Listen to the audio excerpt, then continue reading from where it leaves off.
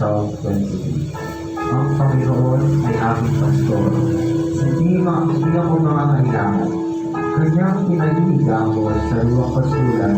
Pinapatubayan niya ako sa sisi ng mga tubig na pahingahan. Kanyang pinapanahuli ang aking kaluluwa. Pinapatubayan niya ako sa mga landas ng katwiran. Alang-alang sa kanyang pangalan. Bagaman ako'y lumalakad sa limit ng kamatayan, wala akong kakatakutang kasamaan. Sapagkat ikaw ay sumasa akin, ang iyong pamalo at ang iyong tungkol ay nagsisiyalo sa akin. Iyong pinaghahandaan ako ng ulang sa harap ko sa harapan ng aking mga kaaway. Iyong pinahiran ang aking ulo ng langis, ang aking saro ay inaapawan. Tunay na ang kabutihan at kaawaan ay susunod sa akin sa lahat ng mga kaarawan ng aking buhay. At ako'y tatahag sa bahay ng Panginoon magpakailanman.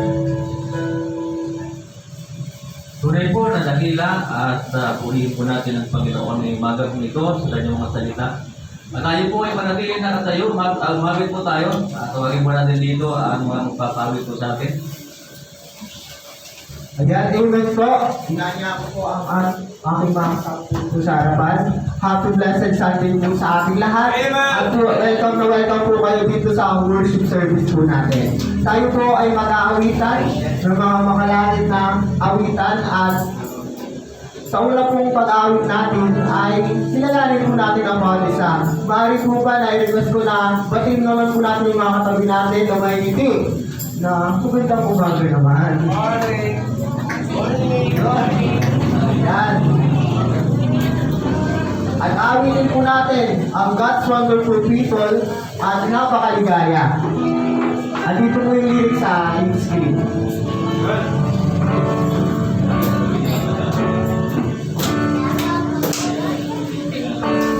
Awitin po natin na may kagalakan God's Wonderful People at Napakaligaya.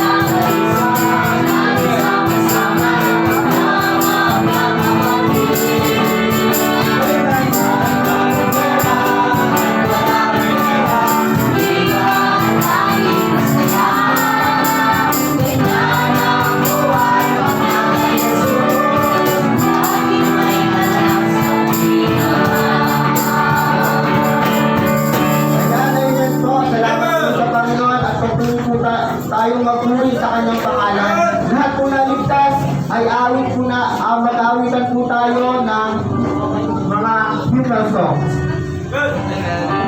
Awitin po natin ang Nothing But the Blood of Jesus.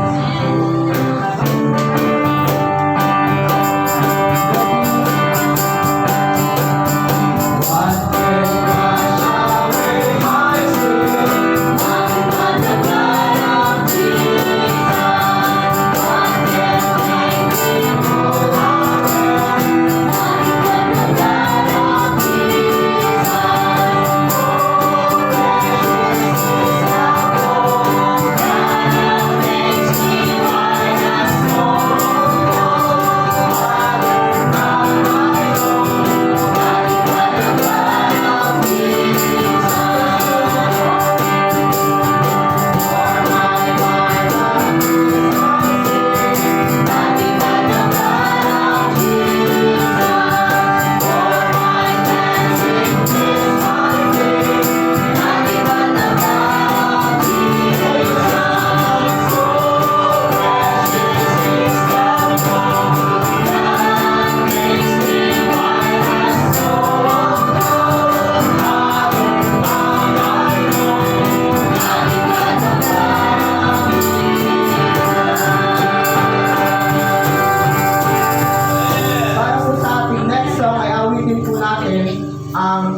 a new name in glory.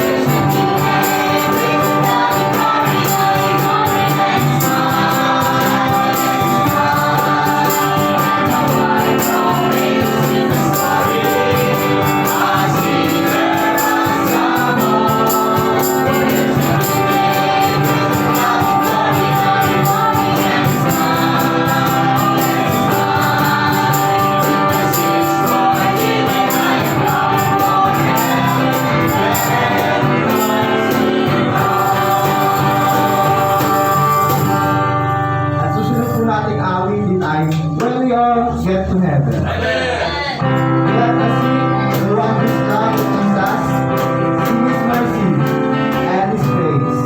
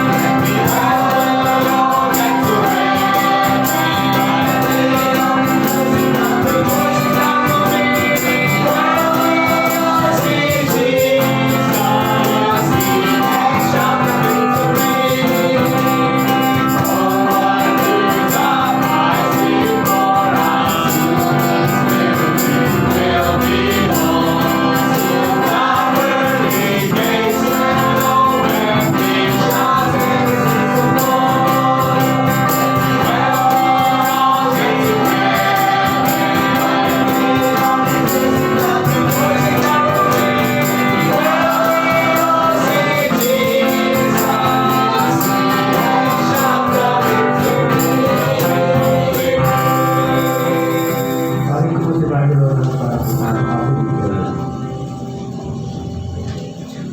Okay tayo po sa nililito ko. Dalangin. Ang mga Diyos Ama, ang lakas sa lahat ng Lord. Nagpulot niya sa bakulang pangalan. Ito po ang Lord, matuwagin po kami sa aming mga nagago. Ako lang ang sasayin ng Lord.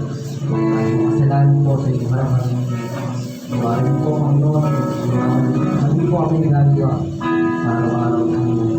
Yan po ang Lord, ako sinabi po kami sa lahat ng pagpapayan sa aming buhay. Maraming salamat din po sa pag-isa at isang po ng Lord. Maraming salamat po dahil hindi po ay kulang din sa aming bahay sa bahay. Hindi po sa aming pamilya ng Lord. Maraming salamat po sa inyong kabutihan po sa amin at hindi natin po sa araw-araw ng Lord. Maraming salamat din po dahil hindi po pagkakatipon na upang mapapurihan at dakila po ng pangalan. Ito po Panginoon,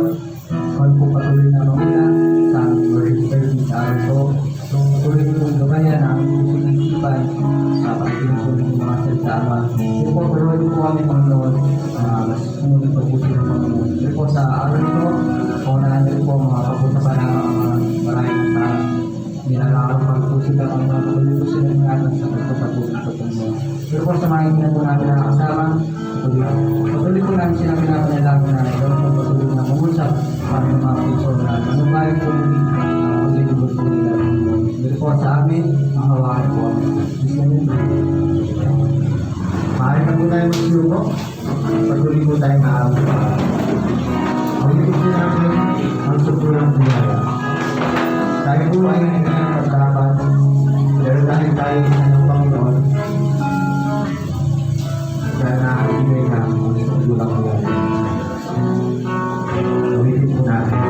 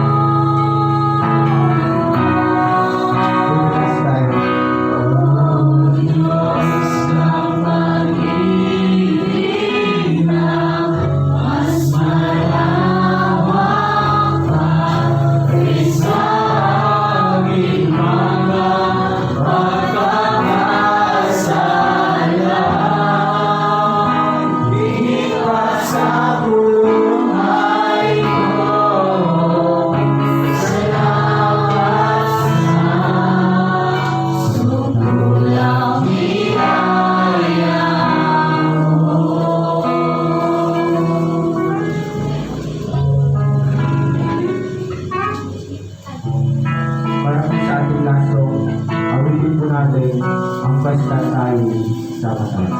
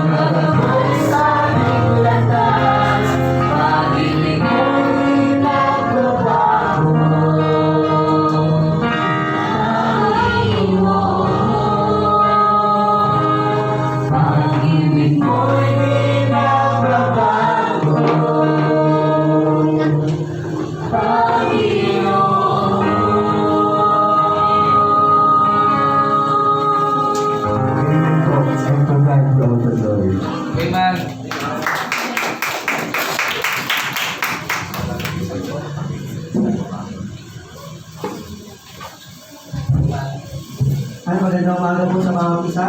Nailangan po na lahat ay tumayo para po sa ating responsive reading. So, salita po base po mula po sa salita ng Panginoon.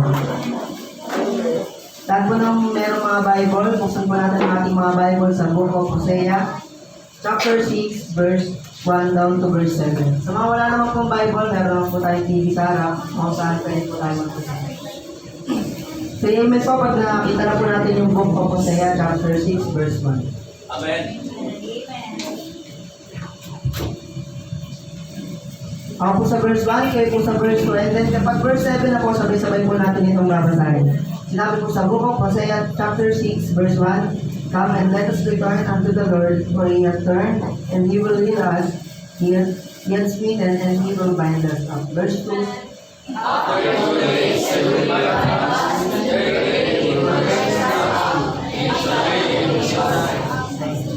verse 3, Then shall we know if we follow unto know the Lord. His going forth is prepared as the morning, and he shall come unto us as the rain, as the latter of former rain unto the earth. Verse 4,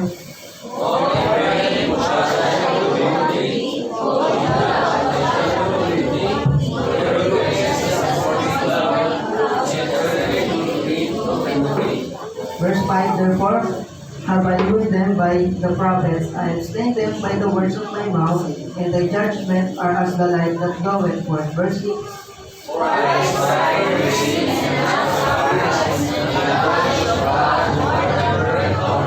Verse 7, sabay-sabay po tayo. Right now, read.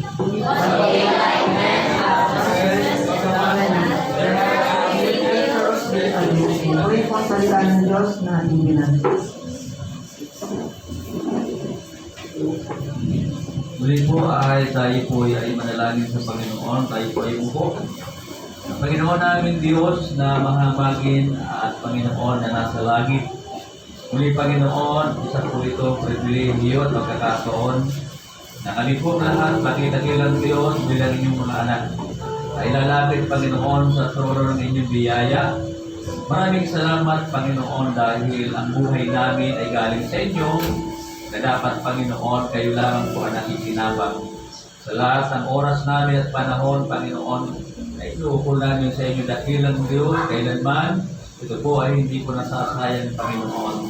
Salamat dakilang Diyos sa mga biyaya at pagpapala na amin po natatanggap mula sa inyo. Salamat sa kalakasan, sa karunungan na amin po ginagamit Panginoon sa pang-araw-araw. Salamat din Panginoon sa inyo pong mga salita. Na ito po ang nagbibigay at tatag Panginoon tibay sa aming pananampalataya at tagumpay sa lahat ng anumang mga pagsubok sa buhay Panginoon Diyos. Maraming salamat Panginoon sa inyong mga pangako sapagkat ito po ay totoo Panginoon sa buhay ng bawat isa sa amin. Panginoon, sa oras na ito, si Satanas Panginoong Diyos ay patuloy po na naghahanap ng masisila niya Panginoon.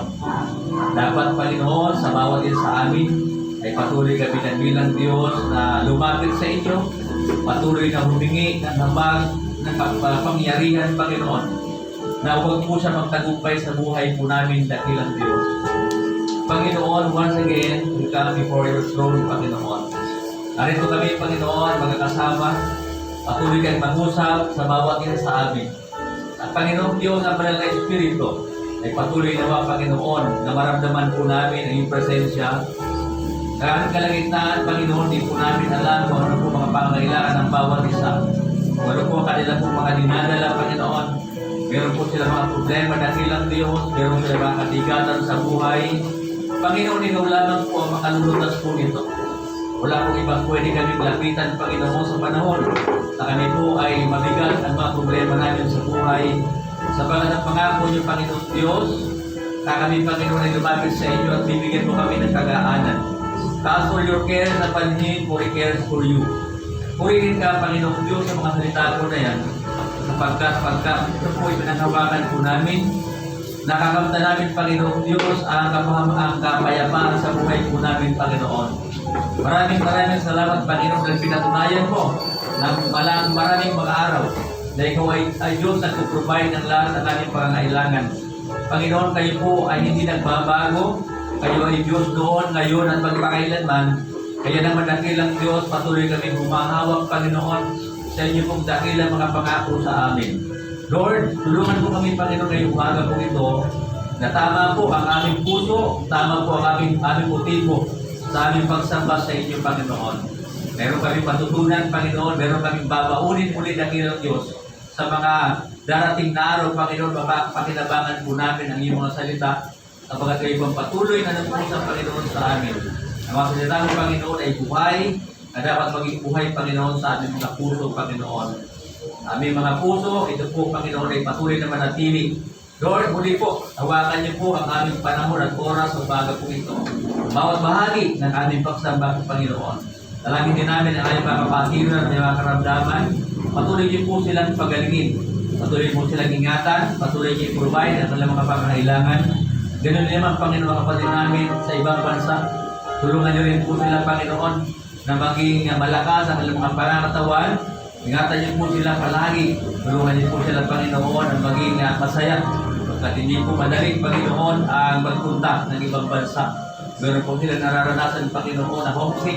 Lahat ng ito, Panginoon Diyos, ay patuloy po, Panginoon, na bigyan po sila ng kapayapaan. Bigyan po sila, Panginoon, ng kagalakan sa kanilang mga puso habang po sila nanunood. At ganoon din kami, Panginoon, dito, Panginoon, sa aming pong bahay-sambahan. Kung kami, Panginoon, lalapit sa inyo, hindi mo kami, Panginoon, ng excitement na kailang Diyos. Lord, muli po, kayo pang patuloy namin ulungan na pingin na sasambahin sa umaga po ito. Baka niyo po yung choir, special numbers, higit lalo, Panginoon, sa mga salita mo muli na may hahayag mamaya sa amin pong patuloy na pangaral at pagsamba, Panginoon, sa inyo. Hindi po kaya ang ilang Diyos na bigyan ng Panginoon ay patuloy na makapag-distract, Panginoon, sa aming gawain. Ikaw lang, Panginoon, ay patuloy namin sasambahin at pupurihin. Ito po ang aming samong dalangin sa pangalan ni Jesus. Amen. Tayo po ay umawit sa Panginoon. Ang ganito natin ay worship you. Lahat po nakakaalam ay sumunod po sa akin, sa atin po pag-awit.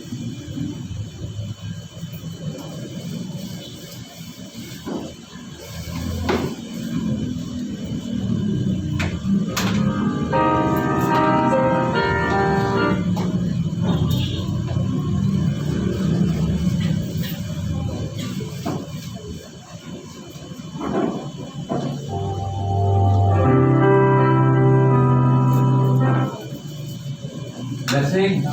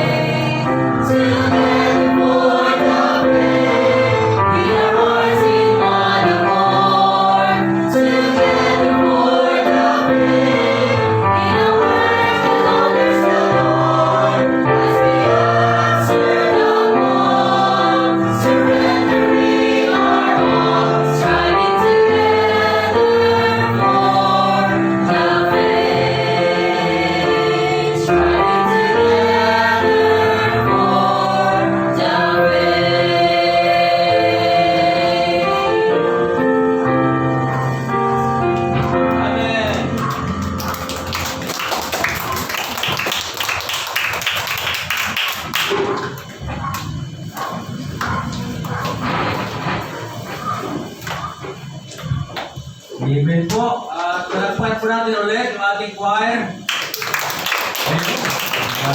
Striving together for the faith. Yan po ang mga mananampalataya.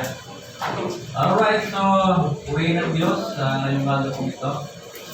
At tawagin po natin ang ating pong hindi ba special number natin? Special number, numbers? Number lang? Okay.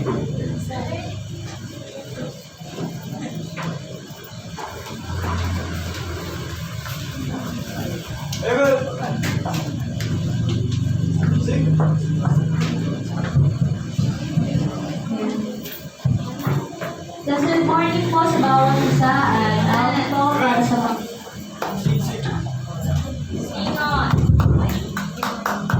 Here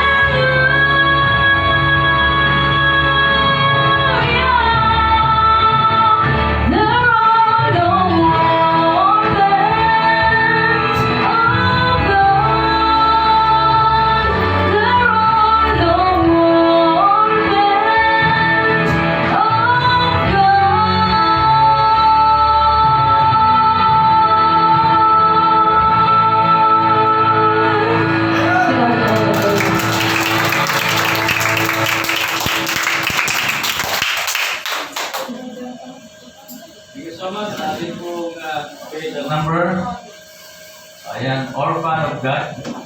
Ito po yung title po noon.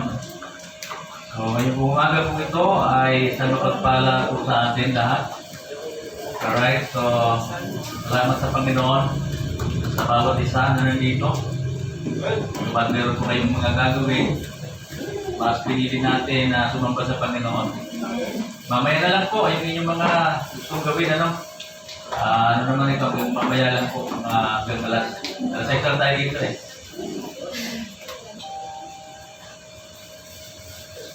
Kaya pasensya na po, natutuyo na lang muna po eh. Alright, so ngayong umaga po nito ay babasahin po natin ulit yung Hosea chapter 6 verses 1 and 2 lang po. Sundan niyo po. Tagalog ko po babasahin, mas maganda po kasi na Tagalog kasi mas naiintindihan po natin.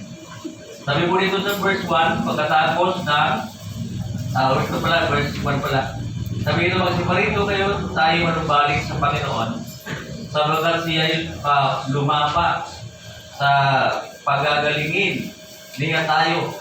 Siya ay nanakit at kanyang tinakpan, tatapalan tayo. Verse 2, pagkatapos ng 2 araw, ay muling bubuhayin niya tayo. Sa 3 araw, tayo ay babangon tayo. At tayo ay mga bubuhay sa harap niya. Yung po sinasabi po ng Hosea chapter 6 verses 1 and 2. Tayo po ay sadalin yung po sa Panginoon sa panalangin. Ang maraming Diyos na makapangyarihan sa lahat.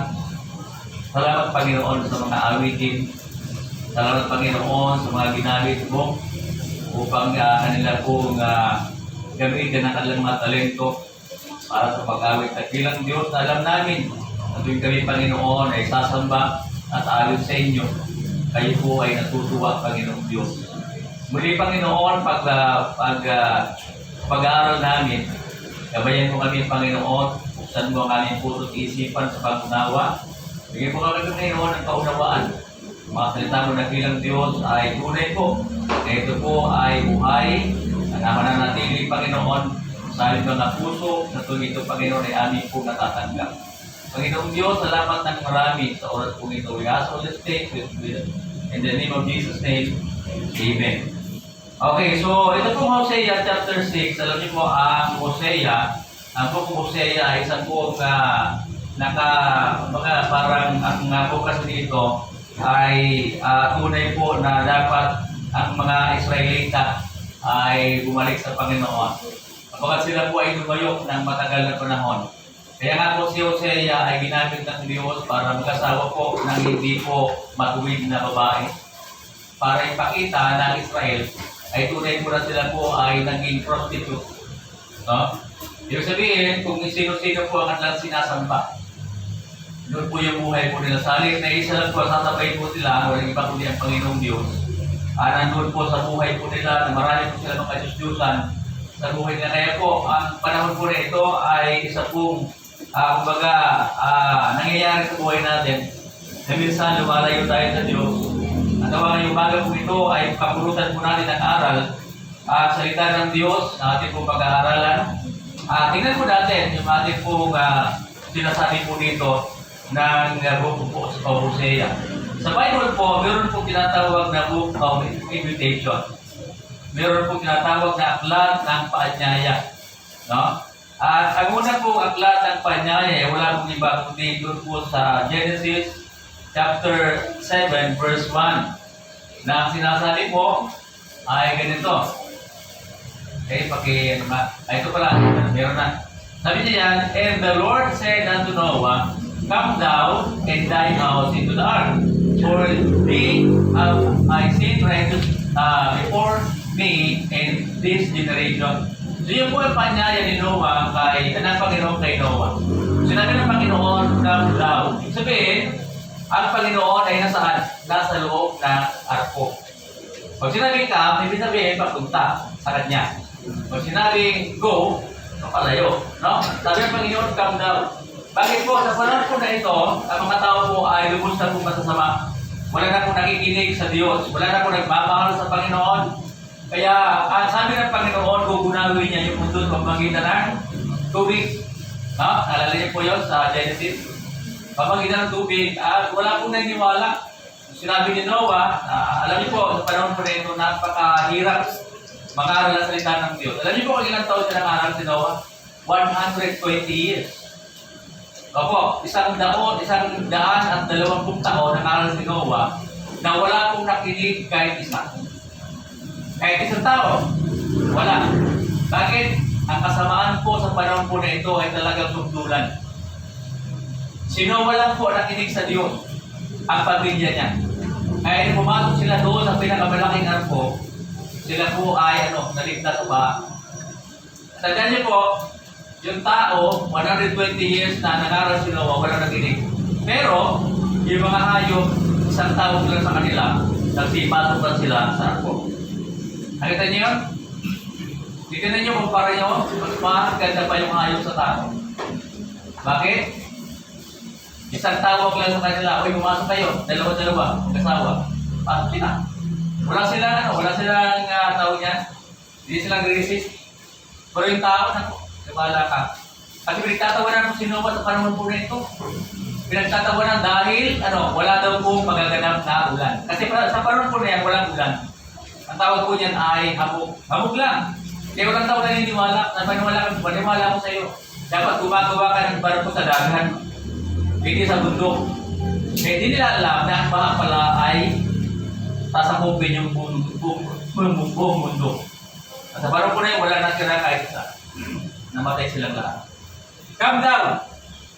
Pangalawang invitation po ay makikita po natin sa Revelation chapter 22 verse 17.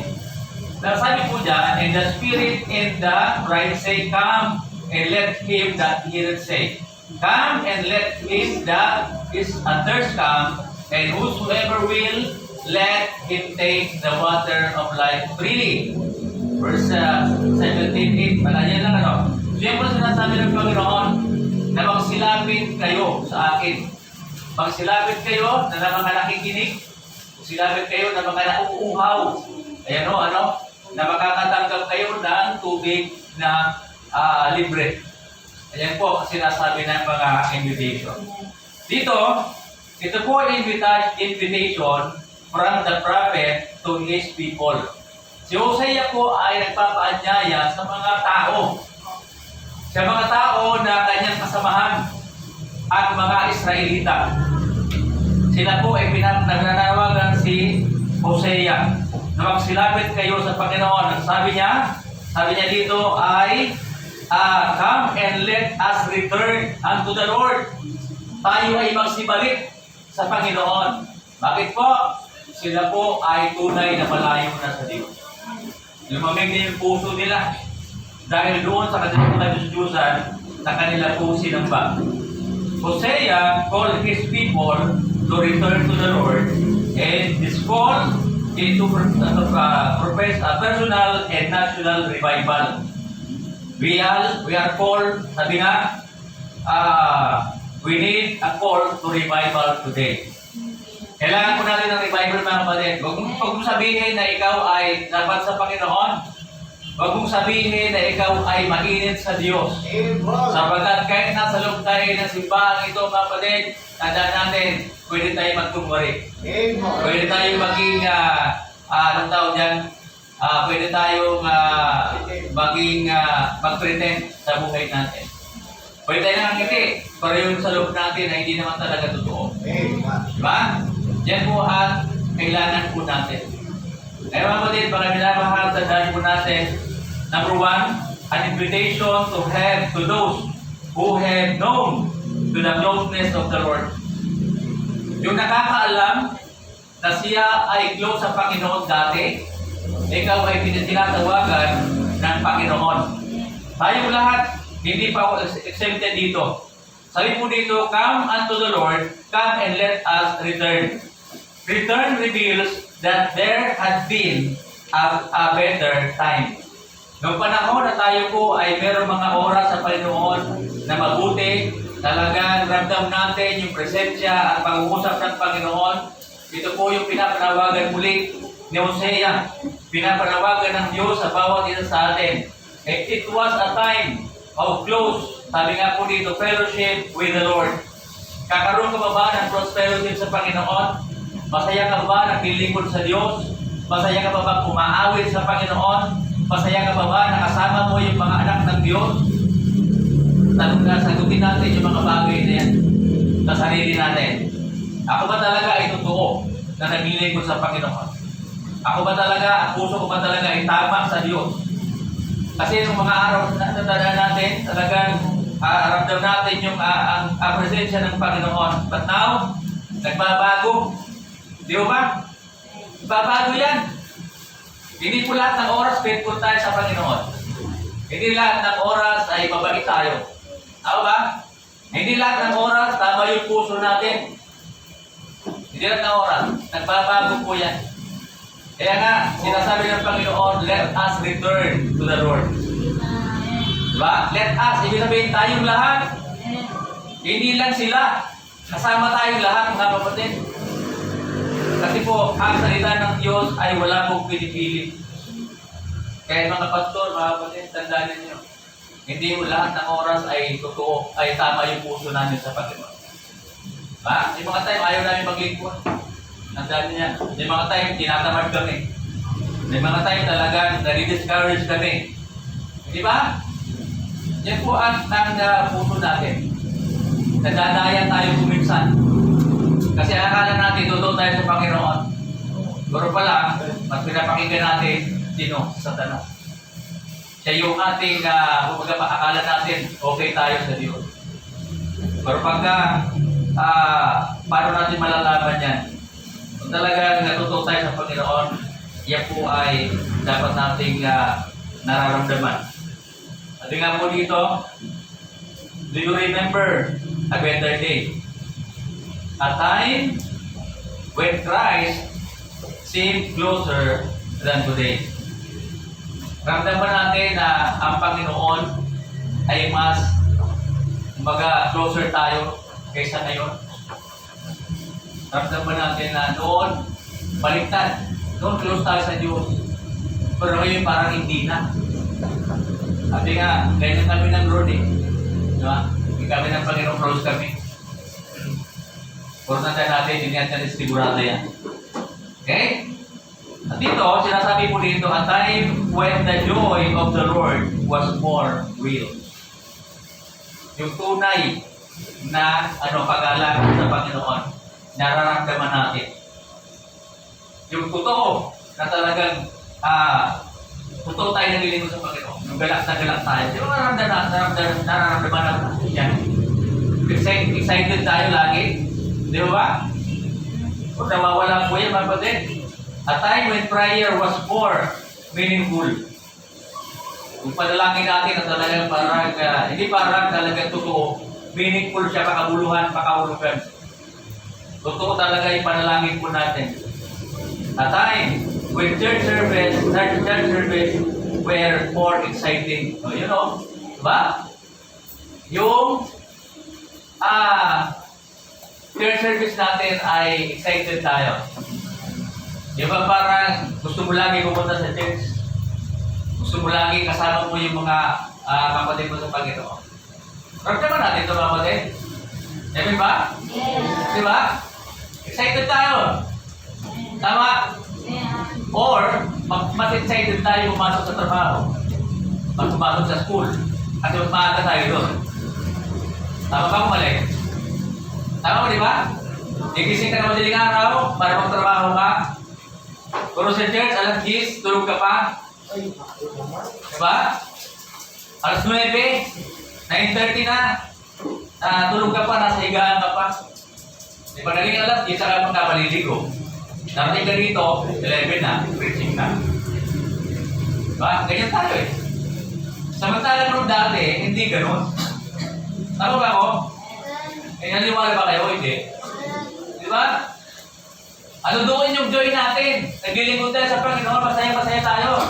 Na kahit wala tayong kasama, pag soul winning, kahit wala tayong kasama, na magturo ng bata, okay lang tayo.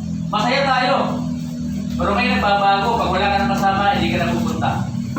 Pag wala ka ng kasama sa choir, hindi ka na attend. Wala na excited?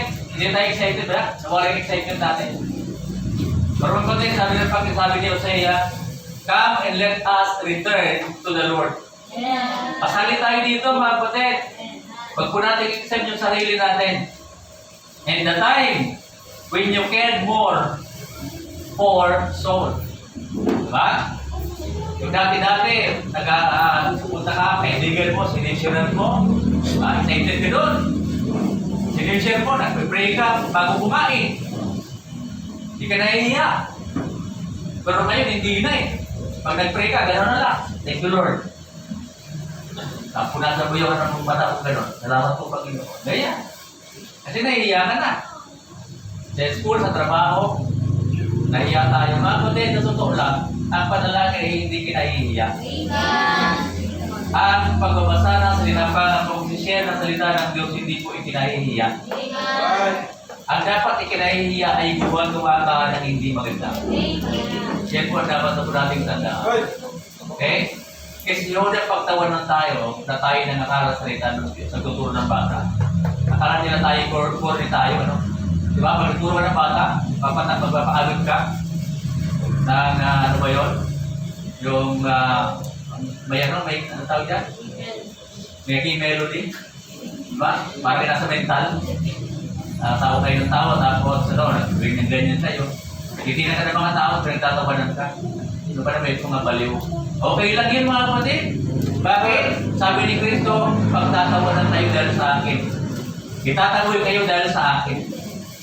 Diba? Ginagawa natin para sa Panginoon. Huwag tayong maiiyak. Pero kalakunan niya, parang nararamdaman mo na. May narami na natingin sa'yo na nagtatawanan sila. Pero parang araw mo ayaw mo na magturo ng bata.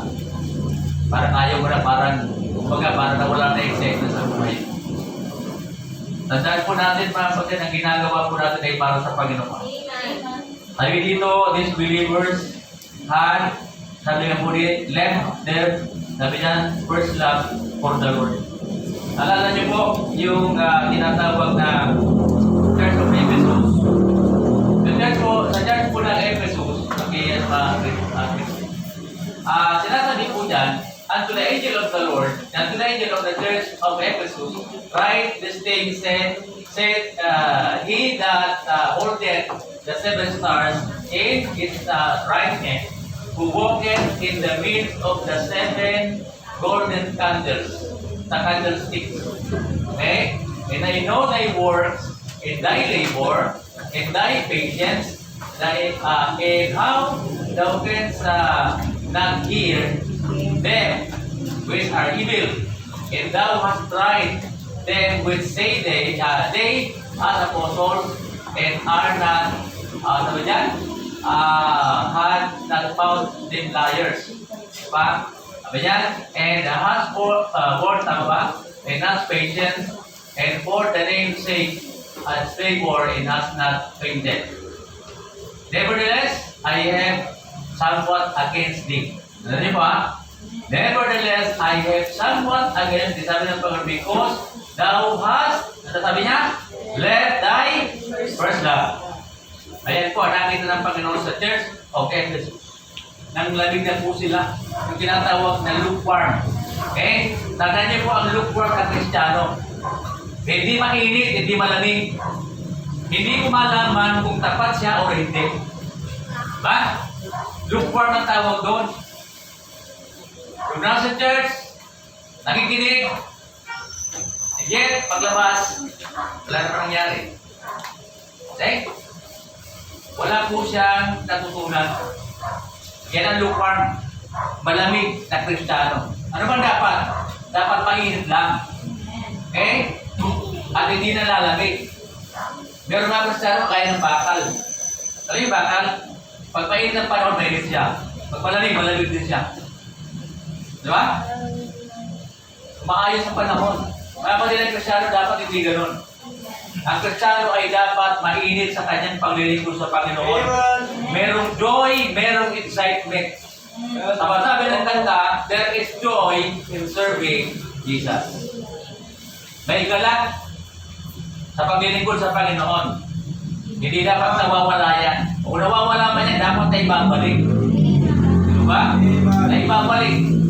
Hindi tuluyang nanlalamig. Hindi balik ang niningas ang isang Kristiyano. Kaya kapatid, para tayo maging malakas at kumbaga para nanginingas na apoy sa Panginoon, paglilingkod sa Panginoon, dapat lagi natin kasama yung ating mga kapatid sa Panginoon. Kagaya po ng mga kahoy. Yeah? Yung bonfire. Sino nakaalam ng bonfire? Lahat tayo, di ba? Ang bonfire ay maraming kahoy. Yung mga kahoy na to ay sinisimbolo nito mga Kristiyano. Lahat yan. Tingnan nyo yung apoy niya, di ba? Naglalagab-lab. Ngayon, pag ikaw Kristiyano, doon sa isang kahoy na yun, umalis ka doon, ano mangyari? Mamamatay yung apoy. Tama? Mamamatay siya. Unless na ibalik ka doon sa marami. Pag-itingas ka ulit. Ganyan po, dapat ang Kristiyano. Lagi niyang kasama yung mga mahal ng palataya. Bakit? Ito po yung paraan para tayo ay lalo maging malapit sa Panginoon. At pag lumayo tayo, ang Diablo naghihintay. Marami siyang gagawin sa atin. Lalasunin yung utak natin. Yan ang mangyayari. Yan ang trabaho ng Diablo, mga kapatid, tandaan niyan. Paglabas natin dito, meron ka na kaagad na tukso makikita. Okay? Pag uwi ng bahay, meron ka na rin masasalubong ng kung ano mga salita. Na maririnig mo yung na ginagawa ng Diablo yan. Tapos simba-simba pa ito. Diba? Pag linggo. Pero ugali naman, hindi man maganda. Yan ang sasabihin niya. Okay, gagawin niya sa Satanas para lasunin yung utak natin. O mga kapatid, tandaan nyo, pag malapit tayo sa Panginoon, hindi tatalab lahat ng mga bagay niya. Hindi yan natin ipakikinggan. Sapagkat pagpakikinggan natin ang sinasabi ng Panginoon sa atin. Hindi sa mga taong yun. Hindi yung ginagamit ng Diablo. Naway, pag pinakinggan natin yun, mas mananalig sila. Pero mas maganda, na tayo po ay parabang matatag. Tayo po ay manatili sa Panginoon na magkakasama. Amen? Di ba? Kasi pag may problema ka, pwede ka lumapit sa kapatid mo. Ay panalangin ka. Ipag-pray. Okay, tutulungan ka. Yan po ang maganda po sa mga Kristiyano. Pag kaibigan mo, sa labas, hindi Kristiyano yun, ay ipapayot sa iyo ay hindi maganda. Mas maganda, na pagka ikaw ay mananampalataya, lapit ka. Ito na kami. Nagpasuragi dito ako. Pwede kayo lumapit, pwede kayo pingin ng panalangin. Kahit po sa sa tawag yan, sa chat or sa tawag yan, video call. Available po kami anytime, 24 hours po. Ako po hindi ako natutulog. Oo. Natutulog ako umaga na. May insomnia po ako eh. Kahit po kayo humingi sa panalangin sa akin, alas 2 pa rin araw, alas 3, gising po ako. Ako. Nandiyan po sa Facebook naman po eh. No? Meron po yan. Pero mga kapatid, dada natin, ibalik natin yung ating first love sa Panginoon. Amen. Yung first love na talagang kagaya ng dati. Nung bago tayo nakakilala sa Panginoon. Naalala niyo ba yun? Di ba? Mga panahon na malapit tayo sa Diyos. Nung COVID, lalo na. Tandaan niyo yun? Nung COVID, ganito, punong-puno tayo. Diba? Walang lumalabas dyan. Wala, hindi tayo sinisita dito, puri ng Diyos. Sa kahit may COVID na talagang tayo sumasabang po na face-to-face. Amen. Yung iba sa television lang. Tayo hindi. Tuloy-tuloy lang, di ba? Nalala niyo yun? Yes. Ang panahon na yun. Pero wala ng COVID mga kapatid, ito, nag-iiba na. Nag-unti-unti nang nawawala. Pero salamat sa Diyos dahil, yun nga, sabi nga ni Hosea, come and let us return to the Lord. Maganda ito mga kapatid na atin pong kapag-bulay-bulayan. Pangalawa, an invitation to those who have felt the chastening of the Lord. Alam niyo po, kapag isang Kristiyano lumalayo sa Panginoon, meron tinatawag na pagpapalo. Pagka ikaw ay tapat sa Diyos, merong pagpapala. Pag lumalayo ka sa Panginoon, meron tinatawag na pagpapalo.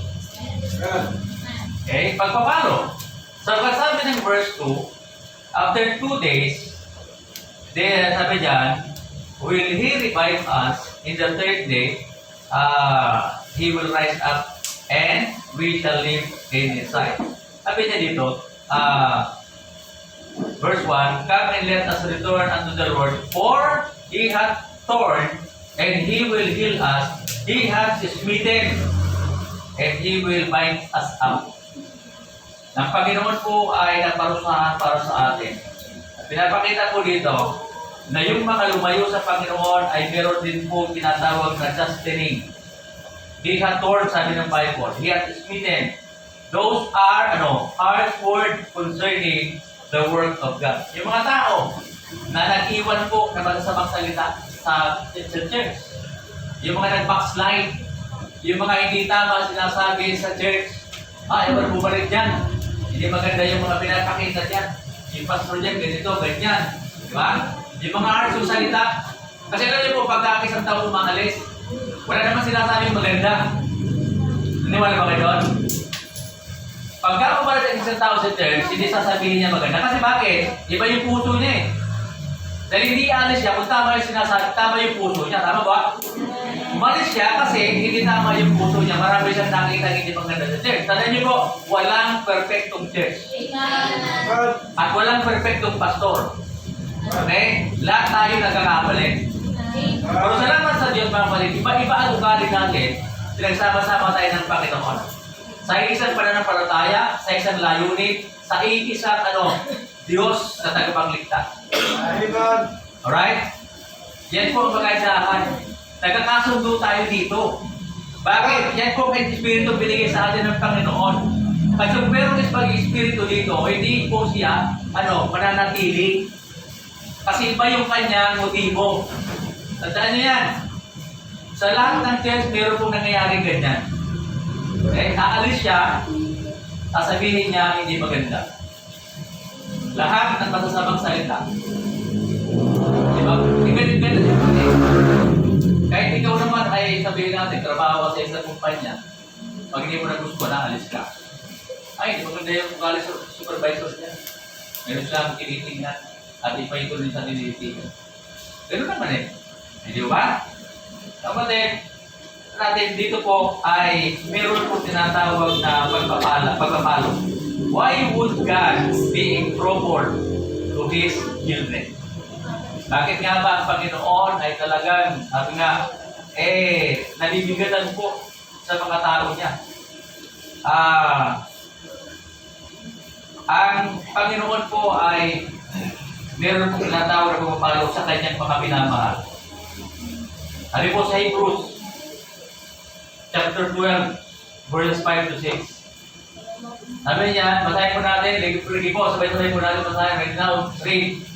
And ye have forgotten exhortation, and speaketh unto you as children, my son, despise not thou the chastening of the Lord, nor faint when thou art rebuked of Him. Verse 6, for whom the Lord loveth, He chasteneth, and scourgeth every son whom He receiveth.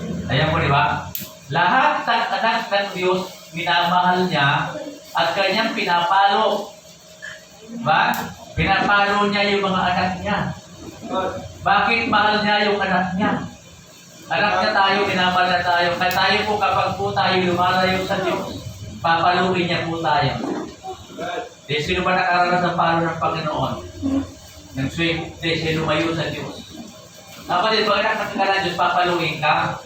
Pero pag hindi ka anak ng Diyos, hindi ka naman niya pakikialaman. Hindi ka niya papaluin, hindi ka naman niya anak eh. Diba? Kahit tayo kung magulang, pag hindi natin anak, diyan ay papaluin. Yung magulang niya papalo sa kanya. Ganyan po yan. Kaya nga yan po yung Bible, no? Sinasabi. Nakarang ng Diyos ay pinapalo niya. Bakit? Kailangan niya pong ituwid. Right? Sin, it become a way of life for these people. Yung kasalanan po ay patuloy po nagpapalayo sa mga tao ito. Hosea chapter 4, verses, anong verse pa ito? 1 and 2. Diba? Basahin po natin, mga kapatid. We now read, hear ye the word of the Lord, ye children of Israel. For the Lord hath controversy with the inhabitants of the land. Because there is a true truth and mercy, the knowledge of God in the land. Verse 2. Verse 2. Yan.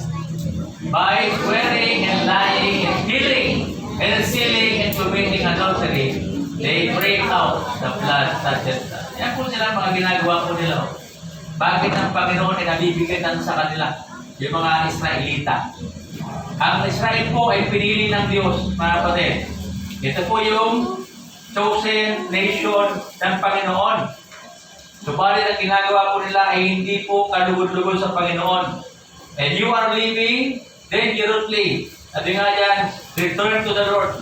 Yung mga tao, yung mga nag-backslide, yung mga lumayo sa Panginoon, nabubuhay po sila ng dangerous. Ano ba dangerous sa Tagalog? Kapahamakan. Diba? Kapahamakan. Dangerous ay mapanganib. Diba? Mapanganib na buhay ang dadanan po nila. Meron nga akong kakilala, yung kaibigan ko, yung pastor.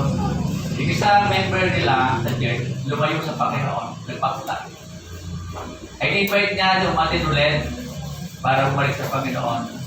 Ayaw niya, kasi natuto mag-inom ulit, bumalik sa paglalasing. Ngayon, dumating yung time na marami siyang kainuman. Okay? Tapos, yung panahon na yon, nung nalasing po siya, ay meron po kaaway yata yung kaibigan niya. Kasama siya. Siya po ay sinaksak. Okay? Sinaksak siya. Habang siya po ay nakatalikod. Nangyari, namatay. Bakit? Hindi po siya tumugon sa panyaya ng Panginoon. Ganyan po ang nangyari. Yun yung palo ng Panginoon na talagang hindi palo lang yun. Pinauwi na siya ng Panginoon sa langit. Yung palo, pwede mo maranasan yan sa buhay mo na minsan, halimbawa, na-aksidente ka. Diba? Papayagan ng Diyos yan. Papaitulutan ng Panginoon. Para lang, maramdaman mo na may Diyos na iniwan ka. Diba? Ganyan mo yan. Iba't-ibang pamamaraan ng Panginoon sa pagpalo. Yung iba naman, baka sa mahal niya sa buhay, nangyayari yun, kung hindi niya gusto. Diba? Ganyan po ang nangyayari. Kaya mapatid, huwag natin hayaan na gano'n. Huwag natin hayaan na lumayo tayo sa Diyos ng tuluyan. Bakit? Yun po ang mangyayari sa atin. Papaluin tayo ng Diyos. Kasi, bakit mahal niya tayo mga kapatid? Bawat din sa atin mahal ng Diyos. Isipin niyo muna lang ang bilyon, trilyon ng tao sa mundo. Tayo ay pinili ng Panginoon para mahalin. Amen? Amen. Pwede ba? Sino ba tayo para mahalin ng Diyos? Pakasalanan tayo eh. Diba? Nagkakasala tayo lagi. So, alam nyo ba? Pagka tayo kinat ng Diyos, yung kasalanan natin, pinatawad ng Panginoon. Noon, ngayon, at lahat po nating panahon. Your sins, sabi niya, your sins and iniquities will I remember no more. Kung gaano kalayo yung silangan sa kanluran, ganun po nilimot ang inyong mga kasalanan. Purihin ang Panginoon. Tayong lahat na mga anak ng Diyos. Mga anak ng Diyos, mga kapatid, dahil po, papalupin ka ng Panginoon. Huwag natin hayaan mangyari yun. And number 3, an invitation to backslider. The backslider to come back to the Lord. Backslider talaga. Amen yan, come. He will kill us. He will bind us up. Diba? Pagagalingin tayo. Muli tayo pagtatalitin ng Panginoon. What a good news. Good lives us. In spite of our backsliding. He will revive us. He will raise us up. And He will live in His sight. Sabi ng Panginoon, yan po yung mga bagay na mangyayari sa buhay natin. Tayo po ay muling bubuhayin ng Panginoon. Tayo po ay muling ibabago ng Diyos. Muli po tayo, mabubuhay sa Kanya pong mga paningin. Amen. Ganyan po yan. Backslider. Sarap po ang bakit po pakinggan. Return to the Lord while you have time to respond to his, ano niya? Sabi niya, goal. Bumalik na. Habang meron pa tayong time na mag-respond sa Panginoon. May time pa. Ang mahirap niya, wala nang time. Diba? Huli na ang lahat. Doon ka na lang hihingi ng tawad sa Panginoon, kaya naghihingalo na. Yung time na ganyan. Ang hirap, no? Bangga ka ng pisol, diba? Tapos naghihingalo ka na lang. Pira yan. O, diba? Lord, patawarin mo ako sa mga kasalanan. Katigo ka na. Abay, ba na ako babatin? Paglikod tayo. Amen. Diba? Paglikod tayo, magtapat tayo sa Panginoon. Bumalik tayo sa Diyos. Tandaan nyo, wala po tayong pwedeng lapitan, kundi ang Panginoon lang. Kahit lumayo tayo ng lumayo, pagkalayo-layo ng napakahabang panahon, babalik pa rin tayo. Diyan yan, kapatid, babalik pa rin tayo sa Diyos. Walang iba. Kahit tayo po ay nandun na sa pinakabunto ng kamatayan ng buhay natin, Diyos pa rin ang lalapitan natin. Tama? Walang iba. Di ba? Ang tanong, bakit pa tayo lalayo sa Diyos? Na mas maganda nasa Panginoon tayo. Maganda yun. Pagtibayin natin yung ating relasyon sa Kanya. Okay? Christ was turned and is written for us. Ano ba na ang Panginoon ay talagang siya? Naparusahan ng Panginoon. Speaking, ibig sabihin talagang pinalo ng pinalo. Ano nyo ba yun? Malapit na sa banda araw. Diba? Talagang pinalo ka ng pinalo.